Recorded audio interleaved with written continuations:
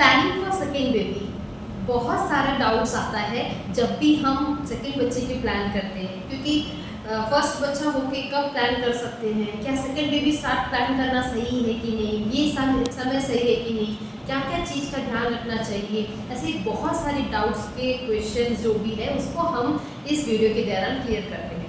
तो सबसे important point होता है सेकेंड बेबी प्लान करने के लिए है मदर्स का हेल्थ। सो सबसे इम्पॉर्टेंट है, क्योंकि मदर का हेल्थ ही क्रूशियल चीज़ होता है सेकेंड बेबी प्लान करने के लिए। उसमें सबसे इम्पॉर्टेंट पॉइंट होता है आपका वेट कैसा होता है। मोस्ट ऑफ द टाइम ऐसा होता है सिजेरियन के बाद वेट गेन हो जाता है, उसको हम मेंटेन नहीं कर पाते।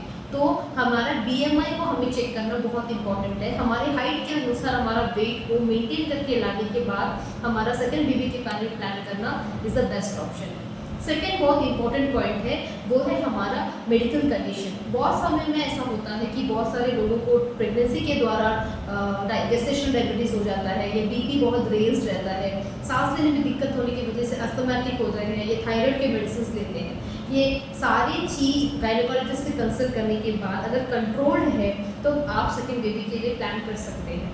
Third important point, intake of folic acid. जब भी आप प्रेगनेंसी के लिए प्लान करते हैं तो फोलिक एसिड का सेवन 4 to 5 mg का फोलिक एसिड का सेवन आप 2 महीना पहले से ही ले सकते हैं, क्योंकि ऐसे लेने पे आपको कंजेनाइटल बर्थ डिफेक्ट्स को आप प्रिवेंट कर सकते हैं, जो बहुत हेल्दी प्रोसेस है।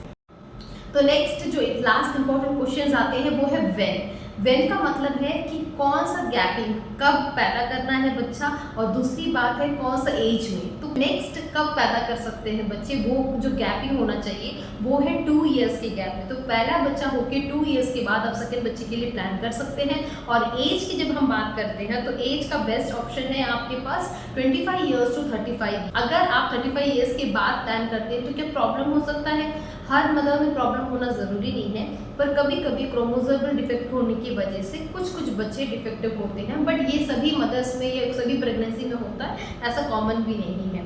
तो सबसे बेस्ट है 25 ईयर्स टू 35 ईयर्स। तो अगर आप कभी शादी में जाते हैं तो अच्छा स्वादिष्ट खाना गरम गरम खाना है तो आप जल्दी चाहिए शादी में, ये करेक्ट टाइम पे चाहिए। अगर आप बाद में जाते हैं तो खाना गरम भी नहीं मिलता है और ख़त्म भी हो जाता है। इसीलिए द करेक्ट टाइम, इसी तरह द करेक्ट टाइम ऑफ आपका डिलीवरी प्रेगनेंसी पीरियड जो होता है वो 25 ईयर्स टू 35 ईयर्स होता है। इस चीज़ का ध्यान दीजिए। तो सबसे इंपॉर्टेंट पॉइंट है मदर्स का हेल्थ, जिसमें आता है मदर्स का वेट, आपके मेडिकल कंडीशंस को कंट्रोल में रखिए, आपके लेवल्स को कंट्रोल में, फॉलिक एसिड का इंटेक करिए, और सही age that is 25 to 35 years के बीच में प्रेगनेंसी पीरियड को कंप्लीट कीजिए, और 2 इयर्स का गैप रखिए।